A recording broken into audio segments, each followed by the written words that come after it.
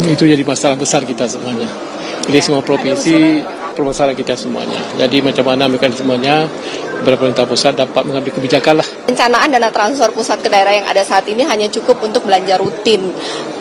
Belanja infrastruktur jalan jembatan itu menjadi berkurang. Tahun 2025 itu 10 triliun sekian, di tahun 2026 itu sisa 6,7, jadi kita kepotong 3,5 triliun. Kalau Aceh dalam 25% kena potong, dan lain-lain.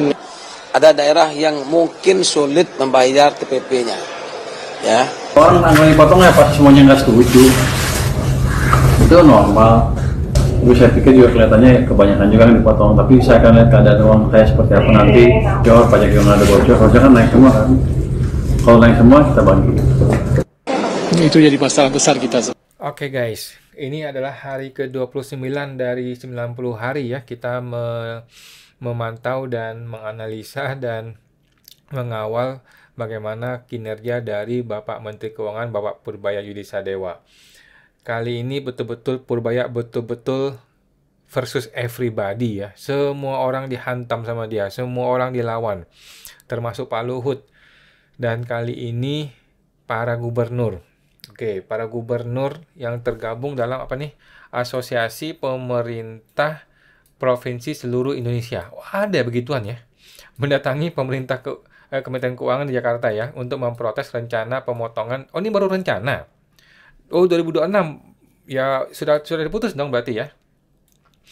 Mereka menilai kebijakan itu akan menekan pembangunan di daerah dan menyulitkan pemerintah provinsi membayar gaji ASN terutama tenaga P3K. Menurut gua nggak tepat ya ini si para gubernur ini. Ya kalau lu dipotong ya lu pikir dong caranya, solusinya apa. Jangan cuma mikir minta duit gitu loh. Ini kan sama seperti Sri Mulyani ketika dia kurang duit, pokoknya tambah pajak gitu loh. Jangan gitu dong mikirnya. Lu masih mikir bagaimana efisiensinya, kemudian bagaimana gue bisa dapat penambahan yang lain, bagaimana pendapatan daerah yang lain, bagaimana sumber daya alam, dan sebagainya. Gubernur ini masih mikir begitu. Ini malah datang ke Jakarta, ngabisin duit bensin, ngabisin duit hotel, ngabisin duit untuk tiket pesawat. Apa-apaan ini gubernur-gubernur ini ya. Memang gubernur ini. Kalau gue jadi presiden udah gue gemplang orang-orang ini ya. Jadi Purbaya ini betul-betul dalam tekanan teman-teman ya, dalam tekanan semua orang semua orang kecuali rakyat ya, semua orang kecuali rakyat dan Prabowo itu tidak senang dengan dia karena masalahnya masalah duit. Ini masalah duit dan duit. Purbaya versus everybody, luar biasa sih. Kalau gue sih salut sama Pak Purbaya ya. Gua nggak kebayang deh tekanan yang dia rasakan tuh itu betul-betul sangat-sangat berat teman-teman ya, nggak sembarangan teman-teman. Ini tekanan dari berbagai gubernur. Gubernur itu kan nggak orang sembarangan ya. Gubernur itu ada orang-orang yang ada masa di balik dia, ada banyak orang, ada yang punya preman, ada yang punya backingan tentara, backingan polisi, ada yang punya backingan menteri, ada yang punya backingan yang lain-lain. Bahkan mungkin ada keluarga Prabowo di situ ya. Jadi nggak sembarangan nih orang-orang protes ini. Tekanan sebesar itu diterima Pak Purbaya saat ini ya. Keren Pak Menkeu Purbaya ya, membuka ruang bicara beda sama sang mantan yang fokus nutup kolom komentar. Nah betul nih ya, gue setuju ya. Sri Mulyani mah jangan harap. Sri Mulyani itu jangan harap bisa menerima orang-orang seperti ini ya, ditempeleng semua sama dia ya, diusir semua sama dia. Jangan harap Sri Mulyani mau terima orang-orang seperti ini ya. 90% yang komentar nggak ngerti peliknya permasalahan. Oke, ini Pak siapa nih? Pak Jalkat. Dana transfer daerah yang dipotong itu ada hak P3K dan honorer yang itu haknya rakyat kecil juga. Oke. Dikomentarin sama orang nih. Seberapa persen doang itu, daerah justru harus gunakan momentum pemotongan ini untuk merampingkan birokrasinya. Betul, setuju. 1000% gue setuju ya. Nggak semua pegawai kontributif jadi dipecat aja untuk memperbesar ruang fiskal. Aduh, gimana ya? Ini ngomongin hajat hidup banyak orang, bos. Jadi gue juga nggak bisa komentar juga ya. Merampingkan birokrasi oke, tetapi kalau harus pecat orang, gue rasa mesti dipikirin lagi ya. Karena kalau ada satu orang aja yang kehilangan pendapatannya juga kita mesti pikirin ya. seenakmu aja bicara otakmu di mana, dana daerah. Banyak pegawai yang bergantung di situ. Nah, betul juga ya, betul juga. Kau pikir seperti beli cane di pasar seenaknya menghapus mata pencaharian orang. Setuju juga ya, setuju juga ya. Setuju, setuju. Jadi maksud gua, si gubernur-gubernur ini tanpa harus memecat orang, tanpa harus menurunkan gaji orang, pikirin dong caranya gimana gitu loh. Jangan cuma minta duit sama Menteri Keuangan. Ini Pak Menteri membuat keputusan ini pasti sudah di backing presiden, pasti sudah di meetingin panjang kali lebar kali tinggi dengan presiden gitu loh. Pasti dengan berat hati dia melakukan ini. Ini kan keputusan yang tidak populer ya. Si Purbaya itu tidak suka keputusan yang non populer. Dia itu lebih suka bikin keputusan yang populer. Kali ini dia motong anggaran itu kan adalah keputusan yang tidak populer. Jadi pastilah ini keputusan yang sudah dipikirkan matang-matang dan juga sudah disetujui atau bahkan diminta oleh Prabowo. Gitu ya. Jadi gue sih memaklumi tindakan dari Pak Menteri Purbaya ya. Pramono Anung kalem aja walau DKI dipotong paling gede 15 triliun. Anjir. Buset. Aduh. FOMO aja jelata-jelata Konoha sama Menkeu baru ya. Sri Mulyani ngakak katanya. Kukira, udahlah. Teman-teman tinggal baca sendiri teman-teman ya. Ini dari Kompas TV. Kita lihat yang lain. Nah. The one and only Pak. Siapa nih? Pak Pramono Agung yang sejak menjabat sampai hari ini tidak kelihatan kinerjanya ya. Pak Gubernur DKI yang dari sejak dilantik sampai hari ini, gue nggak pernah lihat dia ngomong apapun. Gue nggak pernah lihat dia bikin kebijakan apapun untuk warga DKI ini ya. Kemana sih Pak Pramono ini? kita dengarkan. Ya, pertama saya mengucapkan terima kasih kepada Pak Gubernur yang nggak banyak protes ketika dana bagi hasilnya saya potong banyak 20 triliun. Kayaknya masih bisa dipotong lagi. Ya, tapi gini, itu karena kita lakukan karena ada keterbatasan di sisi fiskal. Tapi ke depan ketika ekonomi sudah berbalik, ketika pendapatan dari pajak dan kegiatan yang meningkat, menjelang pertengahan akhir triwulan pertama tahun depan, pertengahan triwulan kedua tahun 2026, saya akan evaluasi pendapatan saya seperti apa. Nanti kalau perkiraannya lebih, saya akan balikan lagi ke daerah. Inilah ciri khas Purbaya ya. Purbaya adalah seorang storyteller yang bagus. Purbaya adalah seorang yang memberikan hope, memberikan harapan yang bagus. Sisi positifnya itu dia bisa bicara, pandai bicara, tapi sisi negatifnya kita mesti berhati-hati. Kita ingat ini adalah Jokowi jilid 2 ya. Karena Purbaya ini banyak janji, banyak omon-omon, tetapi kinerjanya harus diperhatikan dan harus kita pantau terus teman-teman ya. Jadi kalau gue sih melihat Pak Pramono kenapa dia santai-santai saja, kita mesti melihat apa yang terjadi di latar belakang teman-teman ya. Apa yang akan terjadi besok-besok deh, kita lihat deh. Besok-besok apa yang akan terjadi, mungkin PDIP bagaimana komentarnya, kita lihat ya. Tadi dia potong 15 triliun ya. 15 triliun bos, teman-teman ya, itu 15.000 miliar. Itu 15 juta gitu ya. Banyak banget itu duit teman-teman ya, banyak banget. Jadi akan banyak sekali program-programnya Pak Pramono dan juga gubernur yang lain ya, yang akan dia hantam, dia habisin, dia kurang-kurangin, pokoknya dia ubah deh. Semua rencana atau bahkan sebagian besar rencana yang sudah dia atur akan dia rombak ulang. Jadi gue yakin ini bukan keputusan yang tiba-tiba, ini keputusan yang sudah dibikin jauh-jauh hari dan gue rasa sudah dikomunikasikan di belakang layar ya. Ya, yang pasti udah disetujui presiden ya, yang pasti disetujui presiden, bahkan mungkin keputusan presiden ya. Bahkan mungkin ini oleh utusan presiden sudah dikomunikasikan kepada pihak gubernur gitu. Jadi Menkeu ya hanya menyampaikan saja kepada publik, kemudian bikin konferensi pers supaya adem, supaya reda suasananya, supaya kalem, supaya tenang. Gue rasa gitu sih ya. Jadi kalau Pak Prabowo langsung yang umumkan kan mungkin akan bentrok nih sama anak buahnya kan segan gitu ya. Kalau sama Purbaya kan orang santai ya, berani ngobrol, berani santai. Yang gue rasa bagus ya.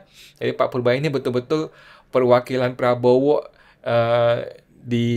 yang untuk menghadapi para lembaga-lembaga pemerintah ini ya. Siapa lagi? Purbaya sekarang ya yang jadi, ya Purbaya adalah Luhutnya Prabowo, kira-kira gitu ya. Dia akan jadi menteri segala urusan, gue rasa ya, beberapa waktu yang akan datang ya. Menteri Purbaya bertemu dengan Pak Pramono ya. Anggaran APBD diterapkan sebesar 95 triliun. APBD itu dipangkas 15 dari dulunya 79. Buset, lumayan bos. Menkeu alumni ITB, Gubernur DKI alumni ITB juga. Oke. Menteri ngomongnya mencela-mencelek. Bukan mencela-mencelek gue rasa ya. Bukan mencela-mencelek, tetapi inilah gaya komunikasi dari Pak Purbaya yang tidak menekan, tidak intimidatif, tetapi justru dia memberikan harapan. Dia ngomong sebentar nih, kalau dia ngomong bahwa gue potong gitu kan, dia kasih alasannya, konteksnya, dia motong karena ada keterbatasan fiskal. Begitu dia ngomong itu selesai, langsung dia kasih lagi story yang lain, bahwa nanti tahun depan kita evaluasi lagi 6 bulan, 3 bulan, kalau memang kondisi membaik, gue balikin duitnya. Betul-betul ini sebuah narasi yang sangat-sangat persuasif, yang sangat-sangat bisa diterima oleh banyak orang. Kecuali orang-orang pintar kayak gue. Maaf ya, kecuali orang-orang akademis kayak gue. Bukan. Kecuali orang-orang yang punya otak dikit gitu ya. Jadi orang-orang yang punya otak tentu saja tidak akan termakan oleh omon-omon dan janji seperti itu ya. Kecuali ada hitam di atas putih. Kecuali ada surat perjanjian atau ada peraturan menteri yang mengatakan jika nanti pendapatan negara naik atau tumbuh sekian-sekian maka akan dikembalikan. Itu gue bisa terima. Tetapi kalau tidak ada hitam di atas putih, tidak ada peraturan menterinya, omong kosong ya. Tetapi nggak apa-apa ya. Walaupun itu omong kosong, tetapi ini bagus untuk meredakan kegalauan atau kemarahan dari para gubernur ya. Ya mau gimana lagi? Memang presidennya mau gitu, lu mau gimana coba? Jadi Purbaya kan hanya penyambung lidah dari Prabowo saja. Katanya rakyat disuruh usaha kerja, tapi duitnya modal dikumpulin di pusat. Padahal penggerak ekonomi itu di kalangan masyarakat daerah. Sementara kepala daerah diadu dengan rakyat disuruh menaikkan pajak dengan kalimat penyesuaian. Oke, jadi banyak orang juga yang mendukung daerah ya teman-teman ya. Banyak orang juga yang tidak ingin kejadian seperti di Pati itu terulang ya. Karena kan di Pati juga begitu kan, gubernur terpaksa, gubernur yang bodoh, maksudnya gubernur yang nggak punya otak, yang nggak bisa memikirkan mencari penambahan pajak atau penerimaan sendiri gitu ya, maka terpaksa akan menaikkan pajak dari warga masyarakatnya kan. Yang mana hal itu kan seharusnya nggak perlu dilakukan gitu loh. Seorang gubernur harus berpikir gimana caranya nih pendapatan daerah nih, ada sumber daya alam nggak yang bisa kita bantu, gimana BUMD-nya gitu loh. Kan harusnya mikir begitu. Otaknya mesti otak bisnis gitu loh. Jangan otak mencari pajak, menambah pajak gitu kan.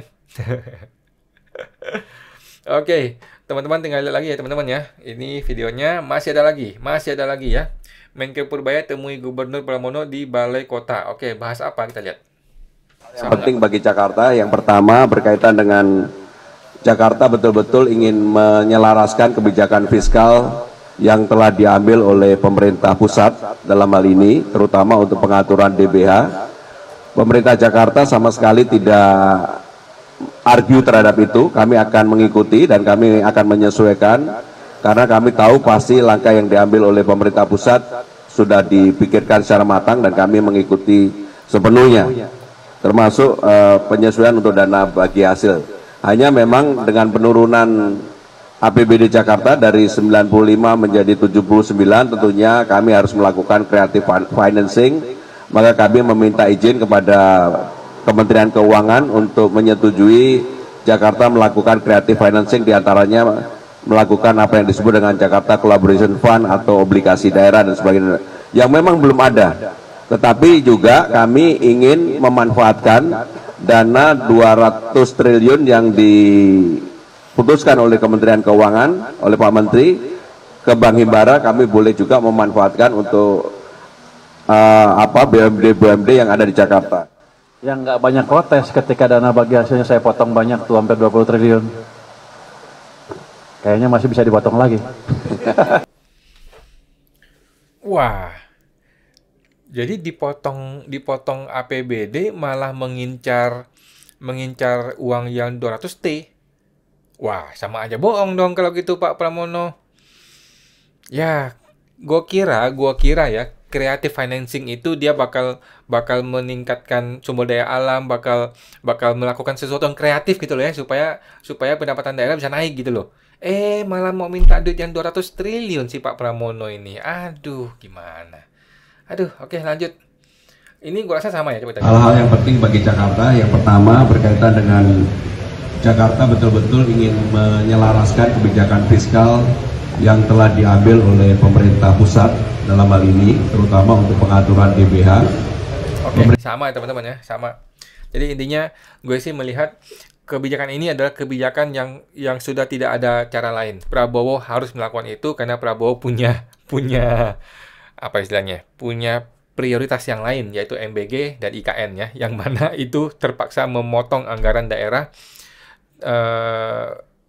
Akan ada kritik dan support juga ya. Tapi banyak orang mengkritik mengenai kebijakan Prabowo ini karena dia sendiri boros-borosan ya, ketika dia ke luar negeri juga boros-boros ya. Ya udahlah. Tapi si Purbaya tidak bisa disalahkan karena dia hanya penyambung lidah saja. Dia hanya melaksanakan apa keinginan Prabowo. Purbaya tidak ingin memotong pajak uang daerah. Ini terpaksa dilakukan ya, dan gaya dia untuk menyampaikan kepada para gubernur dan kepada publik juga udah bagus ya menurut gue ya. Intinya dia tidak bentrok gitu loh. Dia tuh tidak pasang muka intimidatif. Lu harus ikut gue ya. Lu mesti ikut ya. Kalau nggak ikut, gue hantam lu. Nah, dia tuh tidak punya pasang muka seperti itu. Nggak seperti menteri yang sebelumnya, yang brengsek itu ya. Oke, lanjut. Ini sama nggak sih? Coba kita lihat. Tapi ada satu yang saya pikirkan, satu hal yang saya pikirkan kamu ada. Nah, Jakarta punya Bank Jakarta. Saya tahu di Jember yang 2 triliun. Gimana kalau saya tambah beberapa puluh triliun ke Bank Jakarta? Saya tanya tadi ke Pak Gubernur, apakah Bank Jakarta bisa nyerap? Jangan sampai saya kasih panik terusnya. Waktu harus menyalurkan. Kata Pak Gubernur bisa. Nanti kita akan implementasikan strategi yang sama untuk Bank Jakarta. Mungkin pembangunan gedung Bank Jakarta di Lot 1 ya. Lot 1 SCTV. Karena itu. Kenapa? Karena itu akan mendorong pertumbuhan ekonomi di Jakarta dan nasional secara keseluruhan. Nah, yang paling penting apa? Saya nggak keluar uang. Uangnya dari Bank DKI. Oke. Coba gue cerita dulu teman-teman, gue berusaha mencerna. Jadi uang yang 200T itu kan masuk ke Bank DKI Bank DKI bukan sih? Bank BRI kalau nggak salah ya, 55 triliun. Kemudian 55 triliun ini akan disalurkan sebagian kepada Bank Jakarta. Sama aja omong kosong dong. Aduh, gimana sih? Sama aja omong kosong dong, berputar-putar di situ aja dong. Lu potong anggaran, tapi lu tambahin lagi anggaran, tapi dengan cara yang lain. Sama aja bohong dong, Pak Purbaya, gimana sih? Oke. Teman-teman komentar deh teman-teman ya. Lu komentar deh yang lu paham ya teman-teman ya. Lanjut.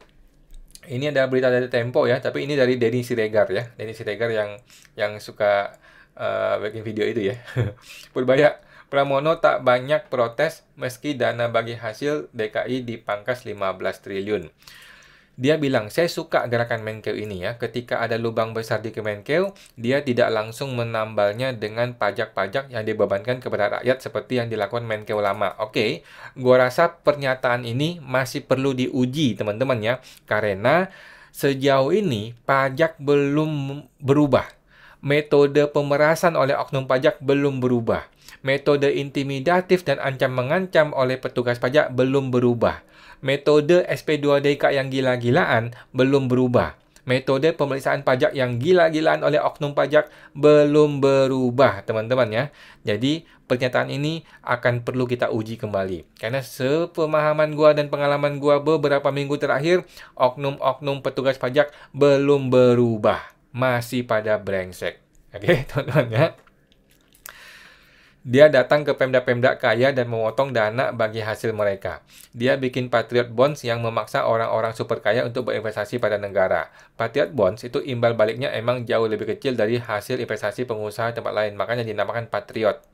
Untuk rakyat yang dia sering sebut pasar, dia gelontorkan dana 200 triliun ke bank-bank pemerintah supaya ekonomi bergerak. Mohon maaf nih Pak Denny, ya, 200 T-nya itu sudah dia bilang tuh, nanti mau disalurkan ke koperasi desa sama disalurkan ke bank-bank seperti Bank Jakarta. Jadi rakyat dapat apa? Rakyat dapat kentutnya aja ya, atau dapat ekornya aja nanti. Dan yang gue dengar, UMKM di lapangan belum dapat tuh dana-dana itu yang 200 T itu belum dapat, Pak. Jadi yang katanya Bank Mandiri sudah kirim 70 triliun ke 70% ke market, ke siapa? Nggak jelas itu. Dia pompakan darah segar supaya aliran ekonomi lancar dan enggak mampet di keran. Mohon maaf ya, mohon maaf. Kita di lapangan lihat sendiri. Nggak seperti itu. Ekonomi kita belum bertumbuh, belum kelihatan. Mohon maaf nih, belum kelihatan. UMKM harus gerak, kelas menengah harus kembali jalan. Nggak kelihatan, nggak gerak. Mohon maaf nih. Coba kita tanya deh, bank-bank himbara, ada nggak yang sudah menyalurkan betul-betul ke UMKM? Rasa-rasanya sih tidak. Yang terjadi adalah mereka menyalurkan kepada konglomerat-konglomerat besar, dan termasuk mungkin koperasi desa tuh, Merah Putih. Kemudian yang ini nih, ya satu lagi ditambah nih, Bank Jakarta nih beginian. Kalau ekonomi lancar, siapapun nggak masalah mau dipajakin. Ini gue sependapat, ya. Tetapi kan faktanya ekonomi belum lancar, bos. Ini yang dinamakan kreatif. Andalannya nggak cuma majakin. Oke. Kenapa dia sering ribut dengan menteri-menteri lain? Karena dia nggak bisa kerja sendirian. Harus koordinasi dengan sektor lain. Oke. Masalahnya, sektor-sektor yang dipegang menteri lain itu sering jadi penghambat aliran. Ini gue setuju. Istilahnya, Purbaya bilang kalau dia mau buka keran besar-besaran. Sektor yang dilewati jangan mampet, segera bereskan. Pasti ada yang nggak senang karena zona nyamannya terganggu, dan itu biasa. Mungkin ini satu-satunya menteri Prabowo yang lumayan menyenangkan. Setuju ya? Selain Natalius Pigai tentunya, sang playboy cap duren 3. Aduh. Gue sih mendukung sekaligus deg-degan ya, karena Purbaya ini kinerjanya belum kelihatan, tetapi sudah terlalu populer ya. Jangan sampai aja Prabowo sampai iri sama dia ya. Kalau Prabowo sampai iri sama Purbaya, itu malah blunder besar ya. Jangan sampai. Aduh. Lanjut. Setuju nggak Purbaya menteri pertama yang bikin rakyat punya harapan jadi kaya raya? Saya akan pastikan doa Anda terkabul. Ke depan ekonomi kita membaik dan kita jadi kaya bersama, kata Pak Purbaya ya. Kan dia pernah ngomong gitu. Terus terang ya teman-teman ya. Gua sebagai pribadi gua sampai hari ini sama sekali belum mendapatkan efek apapun dari Purbaya. Mohon maaf. Gua secara pribadi ini udah mau 1 bulan ya. Besok 1 bulan nih ya. Gua belum merasakan apapun dari Purbaya. Ya teman-teman, coba lu bagaimana? Teman-teman yang di lapangan gimana? Lu ada nggak pengusaha-pengusaha UMKM? Lu ada nggak yang terima kredit-kredit dari Bank BUMN yang nilai bunganya kecil? Mungkin 5%, 5,5%, 6%, ada nggak yang terima begitu dari Bank Himbara? Kalau ada, coba di komentar di video gue ya. Terus terang, gue belum melihat itu. Gue belum mendengar itu juga. Dan terutama gue di lingkungan perpajakan ya, di dunia tipu-tipu di perpajakan, gue sama sekali belum melihat perubahan apapun di lingkungan DJP. Mohon maaf, sama sekali belum ada kelihatan. Gimana teman-teman ya? Oke, pujian Mahfud MD kepada Menkeu Purbaya, dia tidak membebani rakyat. Mahfud MD memuji kinerja Menteri Purbaya ya. Hal ini disampaikan di akun X-nya. Mantan Menko itu mengapresiasi Purbaya yang nilainya dinilai menghindari pemberlakuan pungutan pajak baru yang memberatkan rakyat ya. Oke, kita lihat. Salut kepada Pak Menkeu ya, dia tidak membebani rakyat dengan pungutan pajak baru. Anyway, sebenarnya memang tidak ada pajak baru teman-teman ya. Memang tidak ada pajak baru. Apakah lu berpikir mengenai PPN? Mengenai PPN itu memang tidak akan bisa naik. Kalau dia naik bisa demo-demo lagi kayak kemarin gitu loh. Jadi memang tidak ada niat untuk menambah pajak baru. Gua rasa Sri Mulyani juga sama, tidak akan menambah pajak baru ya. Dia sikat korupsi, yang mana nih? Korupsi yang mana yang disikat? Mohon maaf nih, Pak Purbaya sampai hari ini sama sekali belum ngomongin mengenai korupsi dan sama sekali belum melakukan tindakan apapun mengenai korupsi. Mohon maaf ya. Dia lakukan efektivitas dan efisiensi di Kementerian Lembaga BUMN. Ini gua rasa kita masih uji kembali ya. Efektivitas yang mana yang dimaksudkan? Efisiensi yang mana yang dimaksudkan? Ini mesti diuji kembali ya pernyataannya Pak Mahfud ini ya. Dia mulai hantam korupsi dan ilegalitas di perpajakan dan kepabeanan. Terus maju Pak Bravo. Yang mana? Yang mana yang dia hantam? Mohon maaf nih, laporan pengaduan gua kepada pajak sampai sekarang belum diproses. Email gua kepada Pak Purbaya belum dibalas. Surat gua kepada Pak Purbaya belum dibalas. Chattingan-chattingan gua kepada Pak Purbaya belum dibalas sampai sekarang. Mohon maaf nih Pak Mahfud ya. Gua bisa memberikan argumen dan fakta yang bertentangan dengan kalimatnya Pak Mahfud. Oke, lanjut. Pak Ferdinand Huta Hayan sindir netizen yang bela Purbaya. Belum kapok dengan gaya pencitraan Jokowi. Hayo lo Pak Ferdinand. Politikus Partai PDIP ya, Ferdinand menyindir tajam terhadap publik yang belakangan ramai memuji sosok Menteri Keuangan ya. Melalui unggahan di media sosial, dia mengatakan menilai banyak pihak terlalu cepat terpukau dengan gaya kerja Purbaya yang menurutnya banyak gaya dan pencitraan. Wow. Jangan mudah terhipnotis dengan gaya kerja seolah-olah alias banyak drama. Apa kalian belum kapok dengan Jokowi yang banyak pencitraan? Oke. Ia juga menyoroti sikap sebagian publik yang menyanjung Purbaya padahal belum memiliki prestasi atau capaian yang bisa dibanggakan. Masih banyak omong, belum banyak kerja, masih kata-kata, belum prestasi. Kok sudah digilai dan dipuji? Ini terus terang teman-teman yang gue sependapat ya. Jadi walaupun gue tidak kenal siapa nih Pak Ferdinand, terus terang gue sependapat teman-teman ya. Kita harus berhati-hati. Kita ini gini loh. Kalau gue mempekerjakan seorang karyawan, gue itu suruh dia kerja supaya dia kerja. Bukan yang gue liatin orang cantik ya, orang ini baik ya, orang ini bagus ya, orang ini ceria ya. Enggak gitu.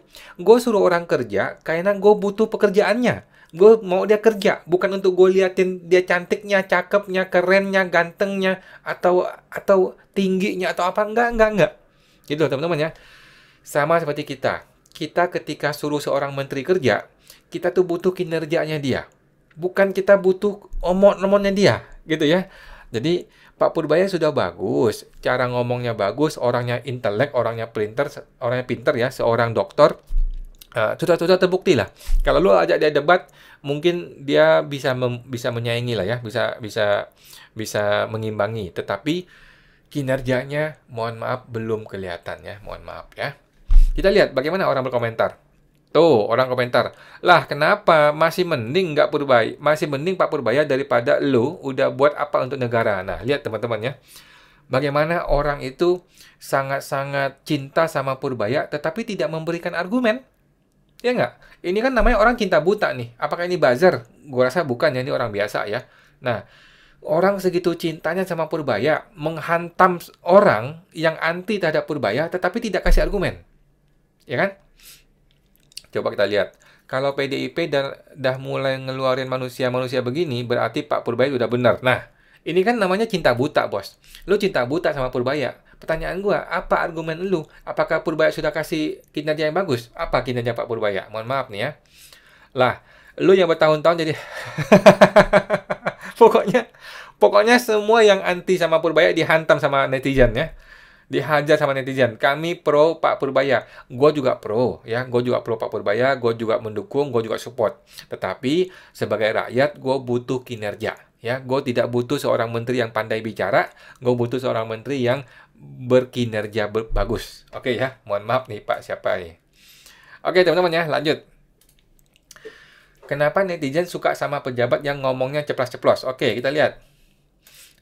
Menkeu Purbaya jadi idola baru netizen ya. Gaya bicaranya yang ceplas-ceplos ramai disamakan dengan Ahok dan Susi Pujiastuti. Kenapa gitu ya? Oke, kita ingat Susi juga lumayan ya. Gaya komunikasi Menkeu masuk ke gaya direct communication yang terus terang, to the point, kadangnya kasar. Oke. Kalau dalam komunikasi lintas budaya masuk ke low context culture, seperti kebiasaan di Amerika Serikat yang eksplisit dan terus terang. Ini bagus. Yang gue setuju ya. Jadi, gue itu sangat suka banget dengan gaya politik orang Amerika. Kalau lu brengsek, dia bilang brengsek. Kalau lu anjing, dia bilang anjing.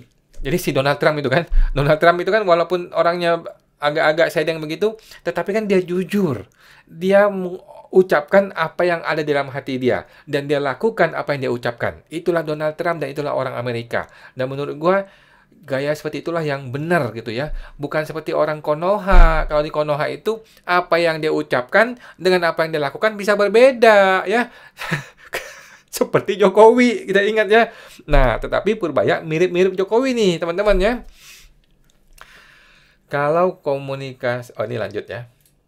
Beda dengan di Indonesia yang high context culture atau yang implisit, berhati-hati dan tidak terus terang. Tapi disinilah letak jawabannya.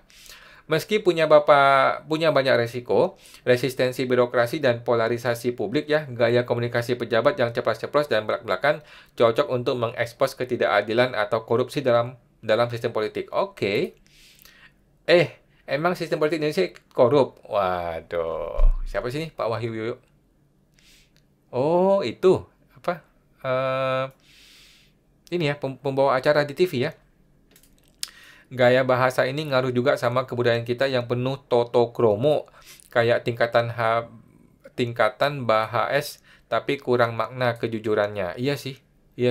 Gue nggak suka dengan gaya politikus Indonesia yang implisit tadi dia bilang itu ya, yang tidak jelas apa yang diomongin dengan apa yang dilakukan itu tidak jelas. Termasuk Prabowo loh ya, termasuk Prabowo. Orangnya begitu, apa yang diucapkan dan apa yang dilakukan berbeda. Termasuk Prabowo. Jadi Purbaya ini adalah betul-betul kecintaan rakyat Indonesia saat ini ya, dan dia harus dijaga hati-hati. Kalau nggak dijaga bisa dicelakain sama orang. Lanjut, Menko Purbaya akan tempatkan dana 10-20 triliun ke Bank DKI. Nah, ini nih, Menteri Keuangan ya, mau tempatkan ke Bank DKI. Oh, Bank Jakarta tuh Bank DKI gitu maksudnya? Bank Jakarta tuh Bank DKI. Rencana tersebut diungkapkan oleh ketika Pak Pramono ya. Saya kan Jakarta punya Bank DKI. Oh iya, berarti bukan Bank Jakarta ya, Bank DKI maksudnya. Berarti kan sama aja bohong dong. Lu taruh 200 triliun ke Bank Himbara, terus Bank Himbara salurkan ke Bank DKI. Sama aja bohong. Itu mah bukan untuk pembangunan ekonomi namanya. Itu namanya permainan lu aja sesama pejabat, brengsek. Oke, teman-teman komentar deh teman-teman ya. Coba lu komentar aja dah teman-teman ya. Tidak hanya Bank DKI ya, Purbaya mau menempatkan duit juga kepada Bank Jatim. Oke, jadi gua rasa mungkin ada pembicaraan di belakang layar di mana dia memberikan konsesi. Oke, gue potong anggaran lu, tapi gue kasih konsesi di mana gue akan taruh juga uang dari yang 200T itu gue taruh di bank daerah lu ya. Tetapi lu jangan korupsi ya. Kalau lu korupsi bukan salah gue ya. Nah, kira-kira gitu. Ya, inilah politik teman-teman ya. Saling tukar aja, saling give and take aja. Begitulah teman-teman ya. Lanjut. Oke, mendengarkan masukan dan saran untuk mengoptimalkan pembangunan di daerah. Menko Purbaya hari ini bertemu dengan para gubernur yang tergabung dalam asosiasi apa itu ya teman-teman ya. Oke. Jadi terlepas dari pro dan kontra teman-teman ya, kesediaan dia untuk menerima para gubernur aja sudah sesuatu yang bagus gitu ya. Lu bayangkan, zaman Sri Mulyani, mana ada dia terima gubernur, mana ada dia terima orang-orang kayak gini. Siapapun yang nggak senang, nggak peduli ya. Jadi Pak Purbaya minimal dia mendengarkan itu aja udah bagus dah. Walaupun tidak ada solusi ya. Ada solusinya. Solusinya adalah dia akan menyalurkan uang yang 200T itu kepada bank-bank daerah. Siap-siap korupsi, bos. Gubernur protes. Purbaya bilang dia minta semua ditanggung. Gimana? Para gubernur itu kan protes ya, menggeruduk kantor Kementerian Keuangan. Gubernur protes ya, TKD bla bla bla bla bla bla. Kalau dia mah minta semuanya ditanggung saya, itu permintaan normal. Tapi kan kita hitung kemampuan APBN saya seperti apa. Apalagi ini kan 9 bulan pertama, kan ekonominya melambat, ya naik turun. Tapi cenderung turun terus kan. Jadi kalau diminta sekarang ya pasti saya nggak bisa. Wih, mantap bos. Itu betul-betul Purbaya ini seorang good speaker ya. Seorang pembicara yang bagus. Dia tidak menekan, dia tidak mengintimidasi, tapi poinnya sampai. Poinnya itu maksudnya kayak ini loh. Kayak apa ya? Kayak seorang ayah punya anak kecil nangis gitu ya, dielus-elus gitu ya, dielus-elus kepalanya gitu ya, tenang gitu ya. Jadi gitu maksudnya, mengayomi gitu loh. Dia tidak menolak, dia tidak menghantam balik para gubernurnya. Kalau gue hantam balik ya. Kalau gue jadi menteri, gue bilang lu cari sendiri duitnya dong, lu kerja sendiri dong, lu kreatif dong gitu kan. Tapi kan dia nggak begitu ya, Pak Menteri ini betul-betul dia berusaha mengayomi. Oke lah, it's okay. Menurut gue is oke lah ya, itulah gaya komunikasi Pak Purbaya yang dicintai rakyat ya. Tetapi kan gubernur nggak bisa makan dari omongan ya, gubernur juga butuh duit. Oke, kita akan nantikan hari-hari berikutnya teman-teman ya. Ini gua kasih lihat dulu teman-teman janji Purbaya ya. Janji Purbaya, agenda janji kebijakan Purbaya yang sampai hari ini masih belum jelas. Gue reminder lagi teman-teman ya. Pertumbuhan ekonomi 6-7%, 3 bulan, itu belum jelas hasilnya. Dia mau bilang Cortex mau dibenerin 1 bulan, sudah, belum ya, akan segera expired di bulan ini, 23 Oktober, belum jelas hasilnya.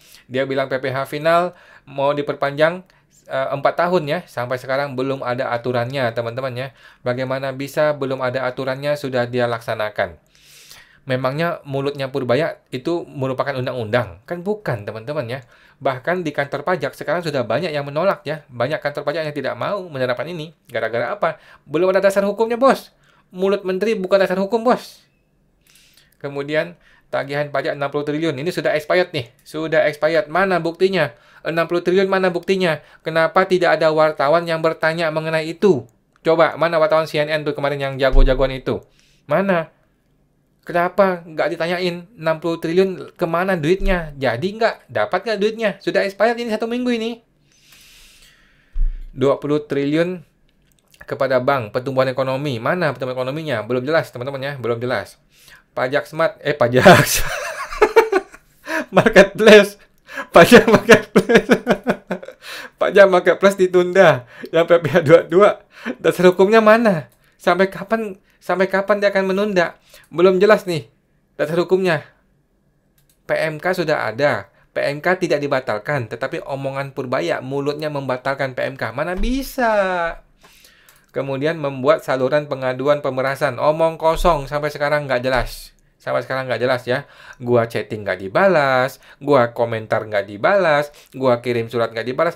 Pokoknya belum ada yang namanya posko pengaduan pemerasan. Sedangkan pemerasan terus terjadi setiap hari. Oke, Pak Purbaya, begitulah teman-teman ya. Kita masih menantikan bagaimana Pak Purbaya ini akan membuat gebrakan. Kita sih support teman-teman ya. Kita betul-betul support, kita betul-betul berharap satu orang menteri ini betul-betul bisa membuat gebrakan. Karena kita menaruh harapan kepada Pak Purbaya gitu ya. Cuman sejauh ini, mohon maaf sejauh ini, gue harus terus terang mengatakan belum ada kinerja yang nyata. Oke teman-teman, sampai jumpa. Semoga terbantu.